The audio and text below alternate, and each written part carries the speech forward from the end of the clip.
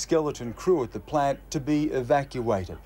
A plan to use helicopters to drop water on the stricken reactors was aborted because of radiation, and radioactive elements also turned up in the drinking water in Fukushima. Now, officials there did say that they were very, very low traces, not enough to cause any harm, and in fact you could continue to drink the water. But the big concern among people is, who do they trust right now? So much information coming from various agencies at various times, often confusing, sometimes even contradictory. Now, the government has decided to bring that all together in a joint task force. It's headed by the Prime Minister, will report directly to the Prime Minister to try to streamline this process, to try to calm those fears, the fears of people who are filling the gaps of information with their concerns. And they don't know right now who to trust. Stan Grant, CNN, Tokyo. Now, Digital Globe has released a new satellite image of the Fukushima Daiichi nuclear site. As things stood on Wednesday, and for the first time, you can clearly see just how bad the damage is. Take a look at this. This is reactor 1, and the badly damaged top is what I want you to take a look at there. On Saturday, an explosion caused by hydrogen buildup blew the roof off the concrete building housing the plant's reactor. Now, reactor 3 is the next point of interest. You can see steam venting here, and this is where the second explosion happened, and that was on Monday. And then came the third explosion. That was this, reactor 2. Take a look at that. You can see steam venting through that hole, which is blown out on that panel just there. The other problem on Tuesday was this, and this was reactor 4. Fire near this may have ignited fuel rods, and here the roof, as you can see, appears intact, but the side is badly damaged, as you can see. Now, the IAEA confirmed today that the cause of reactors 1, 2 and 3. These 3 here have been damaged, but the reactor vessels are probably intact. Now, working to stave off disaster at this plant is a group of workers who've become known as international heroes. Anna Corrin tells the story. As smoke rises above the Fukushima Daiichi nuclear power plant, inside is a team of workers desperately trying to stop a potential nuclear disaster. For days, they've been working tirelessly to prevent a meltdown, and in acting as the country's last defence, they're facing exposure to dangerously high levels of radiation. Well, I think the workers at this site are involved in a heroic endeavour, because there is at least fragmentary evidence that in some places on this site there are life-threatening doses of radiation. Initially, 50 workers stayed after more than 700 employees were evacuated, but the government says the team's now increased to 180. The power company hasn't released any details on the workers, but a Japanese newspaper reports a 59-year-old man is among them. He volunteered for the job. He was only 6 months away from retiring. His wife telling him, please do your best to give relief to the people. For the residents who've been evacuated from the immediate area, or those who live hundreds of kilometres away, the workers' selfless actions have evoked a great sense of pride. I couldn't do it myself, explained Ueno Tadataka. I think it's a wonderful thing they're doing because they're saving lives. I believe in the power of the workers, said Miyamoto Masahiko. I just hope they can do their work safely. People here in Tokyo and all across Japan know only too well the sacrifice these men are making.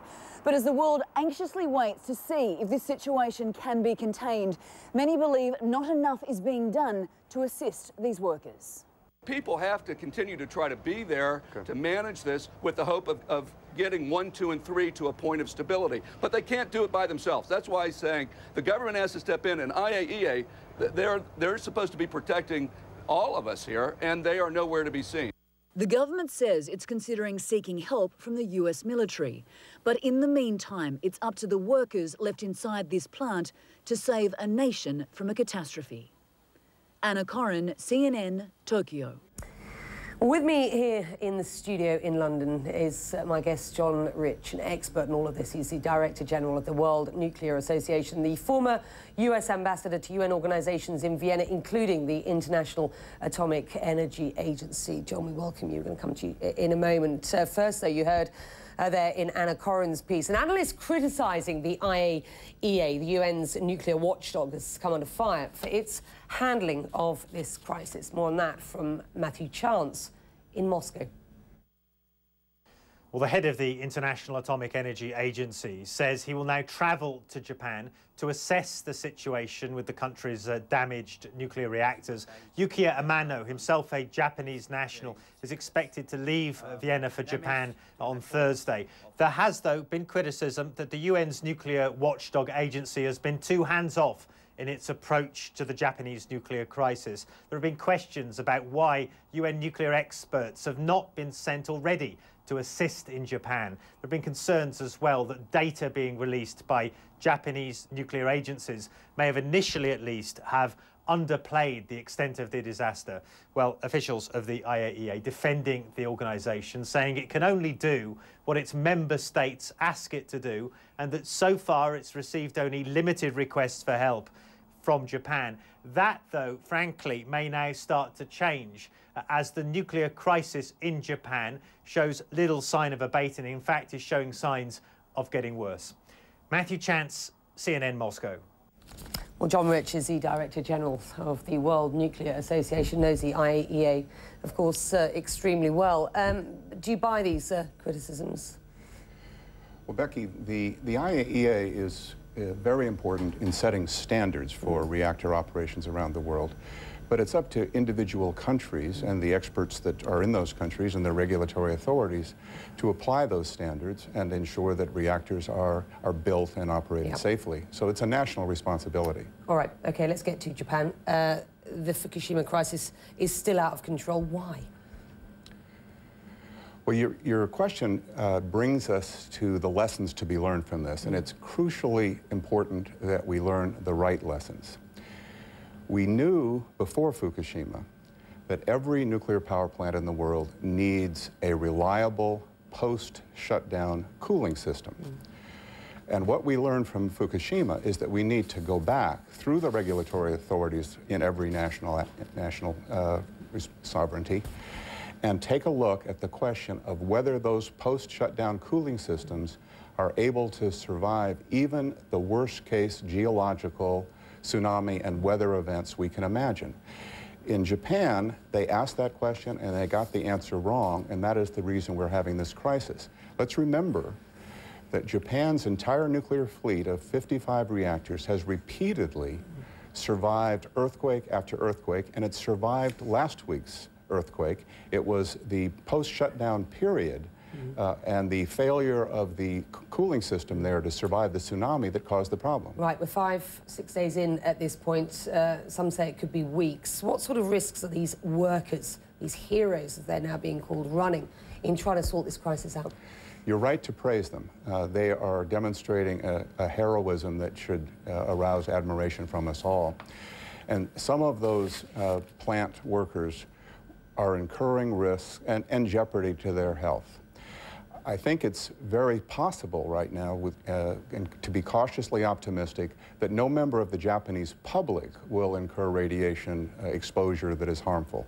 But we can't say the same about the plant workers. There are going to be several dozen of those who will be in real jeopardy. John, I want to talk about the international implications of this. And it's interesting to point out, and just get the viewers some thoughts here, that around the world, nuclear plants are, of course, vulnerable to earthquakes. Earthquakes can occur anywhere and with little or no warning, but they are more likely to occur along the Earth's plate boundaries. The International Atomic Energy Agency estimates that a full 20% of all the world's commercial nuclear power reactors are in areas of significant seismic activity. We're going to call them earthquake zones. This shaded areas of the map here. The dots represent the world's 442 operable power reactors. Now, this map shows the Earth's plate boundaries, so you can see that nuclear power plants from North and South America, the Middle East, Europe and Asia are located near or along fault lines. Turkey and India plan to build new reactors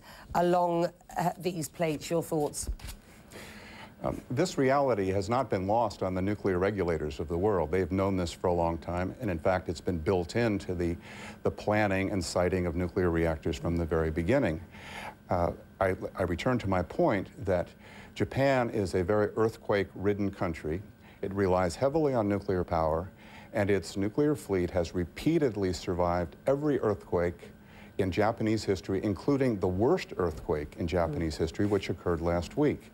It was the very narrow problem of the post-tsunami cooling system, which ironically runs on a quite simple technology, an electrical generator of a kind that can be found in rural homes and on farms.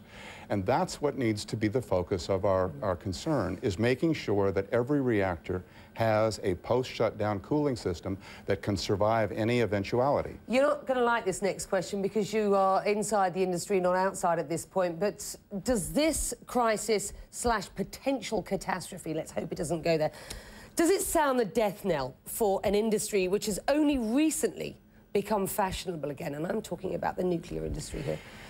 It's become fashionable in the awareness of the media recently, but there are key countries of the world, including China and India, which are, without regard to the media's opinion, are piloting major nuclear power expansion programs that will cause each country to have well over 1,000 reactors within the next few decades. So they're not interested in fashionability. They're interested in the merits of nuclear power, the reliability of nuclear power, the affordability, and the environmental responsibility that nuclear power confers on a country because of its zero emissions characteristic. Now, let's divide the problem into two parts. We have the existing reactor fleet that you've pointed out of 440-some reactors in the world. We have the future reactors to be built in even larger numbers. I said we need to go back and look at every reactor, and I'm sure that nuclear regulatory authorities around the world will decide that in some cases, in order to give an extra level of defense and assurance to publics, that more will have to be done on those cooling systems. But let me make this point, because this is crucial. The modern reactor designs that are now being designed and built around the world and that represent the future of nuclear energy have already solved that problem. They incorporate passive safety systems that will use natural physical principles to ensure post-reactor shutdown, even if there's no electricity, even if human beings walk away from the plant will cool itself using natural physical principles. That's the future of nuclear power. And let's make this point. As I understand it, the Fukushima plant is about 40 years old. It was looking to be decommissioned at some point fairly soon. Briefly, though, catastrophe waiting to happen or not? I still think there's reason to hope that there will not be a catastrophe that in any way affects the public of Japan. And I applaud the heroism of the people who are trying to make that true. Thank you for joining us. We'll see you